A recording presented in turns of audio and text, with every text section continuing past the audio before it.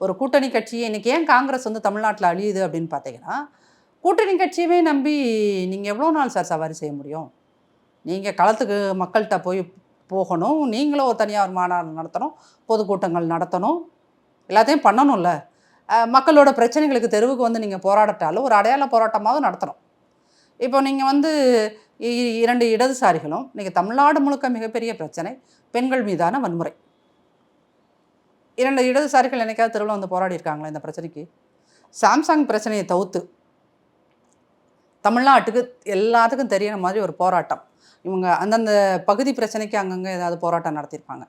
ஆனால் ஒட்டுமொத்த தமிழ்நாடுன்னு தெரிஞ்சுக்கிற அளவுக்கு எங்கேயாவது ஒரு போராட்டத்தை 2 இடதுசாரிகளும் நடத்தியிருக்காங்களா அப்படின்னு பார்த்தீங்கன்னா மிக நிச்சயமாக கிடையாது.